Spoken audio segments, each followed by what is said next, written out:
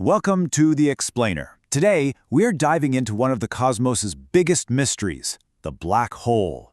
But we're going to look at it through a lens you probably weren't expecting, one that mixes the cosmic with the spiritual. So let's get right into it.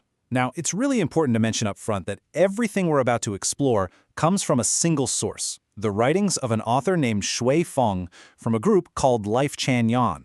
It's a pretty fascinating mix of spirituality and cosmology.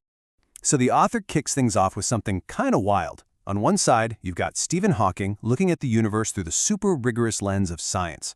On the other side, you have the author, Shui Feng, coming at it from a place of spiritual enlightenment. And get this, starting from completely different places, they both land on the exact same conclusion.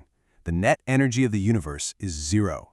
But right there, that's where the two paths split, and they split hard. And this is where things get really interesting, because the author suggests a cosmic blueprint that goes way beyond what we typically hear from physics. You know, in physics, scientists are working on a unified theory based on four fundamental forces, right? Gravity, electromagnetism, and the strong and weak nuclear forces.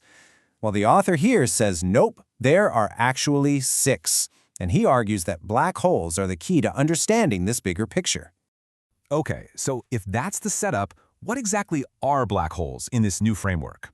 Well, they're not just these collapsed stars with crazy gravity. The author sees them as something else entirely.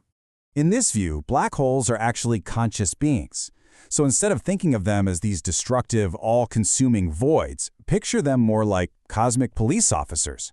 They're supposedly created by a higher power to keep everything in line, directing traffic between stars and planets, making sure nothing goes off the rails. And here's how they supposedly work, which is pretty unique. First, unlike a star, all their energy is packed on the outer edge, not in the center. Second, they're constantly doing this cosmic balancing act. They eat the gravity pulling planets together and then expel a repulsive force to push them apart, keeping them perfectly in orbit. And third, and this is a big one, despite the name, the inside isn't black at all. It's described as a bright, amazing world. To really drive this home, the author uses this fantastic metaphor from the classic Chinese story Journey to the West. You know how the Monkey King, Sun Wukong, draws a magic circle on the ground that no demon can cross? The idea here is that the high-energy barrier of a black hole works just like that circle, protecting the bright world that's hidden inside. Now, all of this brings up a pretty massive question, one that I'm sure has been on your mind as you've been listening. Yeah, exactly. How could anyone possibly know these incredible details about what a black hole is really like on the inside without any scientific tools, without a spaceship or a probe? Well, here's the author's answer, and it's a big one. He says these insights don't come from data or observation, but from a faculty he calls spiritual sense. It's like a kind of intuitive, spiritual way of knowing.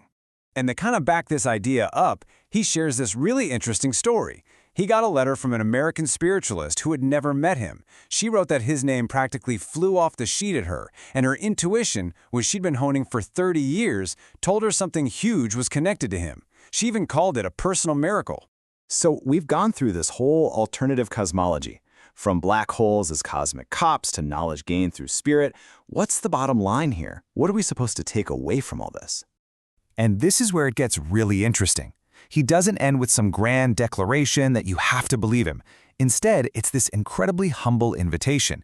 He actually asks people not to be bound by his work, not to be superstitious about it, and definitely not to see him as some special guru. He just says, hey, let's all explore and move forward together. Which really just leaves us with this one big question to chew on. You know, in our hunt for understanding this crazy universe, from the tiniest particles to the biggest black holes, where do we draw the line between science and spirit? Or do we even have to draw one at all?